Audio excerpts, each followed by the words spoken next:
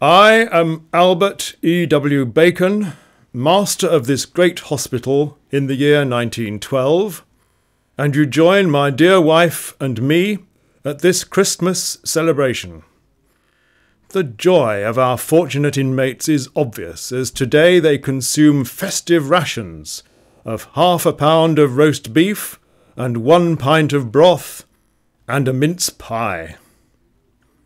At Michaelmas, the annual goose feast provides them each with 1/4 of a roast goose, divided by this excellent device.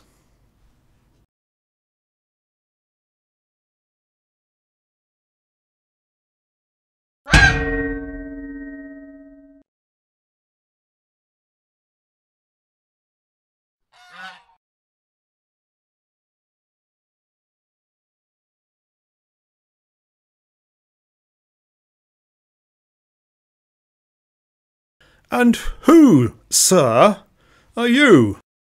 Hello, I'm Kevin Pellet, master of the Great Hospital. You look as if you've appeared from some bygone era. Are you one of the entertainers for the residents' Christmas party? Entertainers?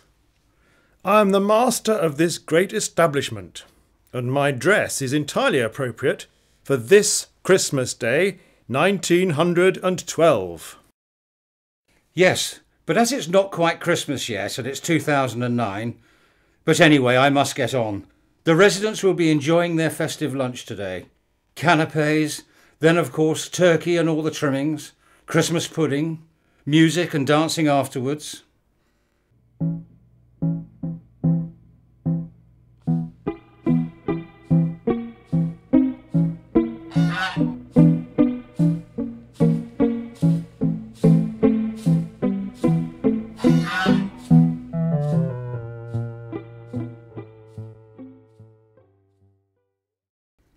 The Great Hospital was founded in 1249 by the Bishop of Norwich, Walter de Suffield, to provide shelter, food and basic care to poor clergy who were too old or ill to work.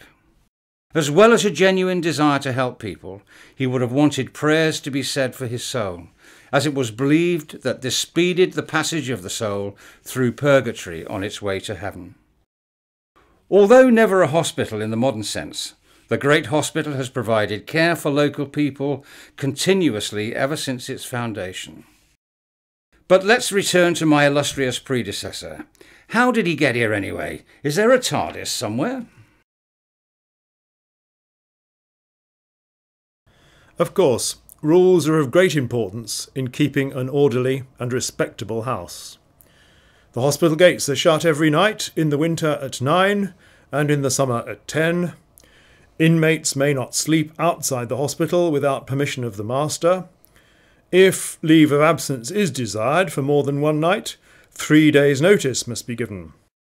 If any inmate be guilty of drunkenness or disorderly conduct, the master shall report the offender to the trustees.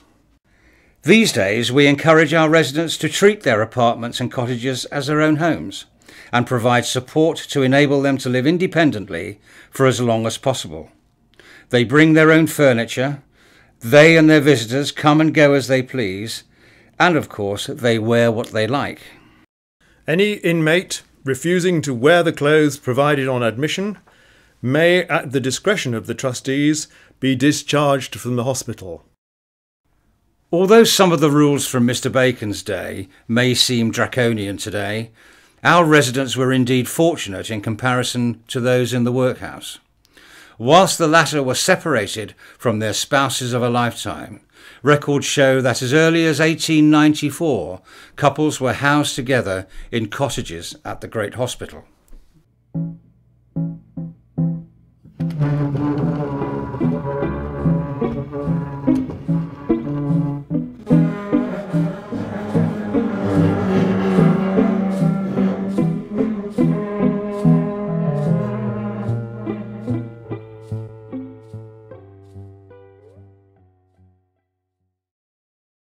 Married inmates of the wards are allowed to apply for vacant cottages, provided always that the master report to the trustees that the husband or wife of such applicant is a fit person to be admitted. The original wards were at either end of the church building. The infirmary hall was at the west end and was originally open to the nave, allowing early medieval residents to participate in the Mass. In 1383, a great chancel was added to the church, with a magnificent ceiling painted with 252 black eagles. We believe that this was created in honour of Anne of Bohemia, Queen of Richard II, who visited Norwich at that time.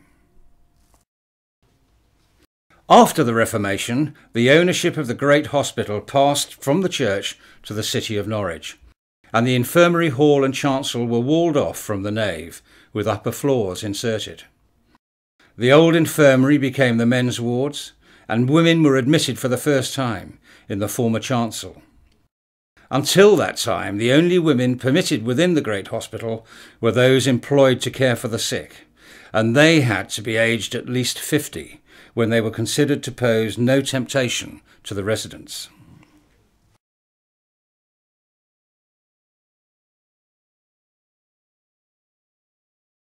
Eagle Ward, the upper floor of the former chancel, was occupied until 1981, when the last resident moved to newly built accommodation.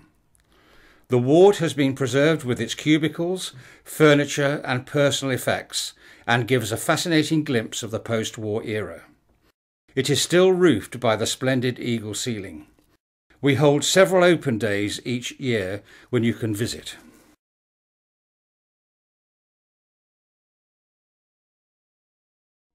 Every person on admission shall provide 2 mattresses, or a mattress and a feather bed, with proper furniture, and shall pay to the master the sum of 20 shillings for funeral expenses.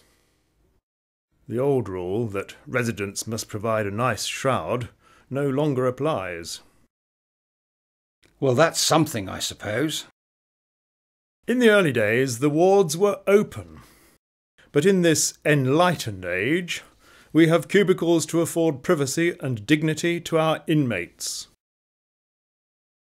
The names of all inmates, with the date of their admission, shall be entered by the master in a book kept for that purpose, and also the day of their death or their departure from the hospital.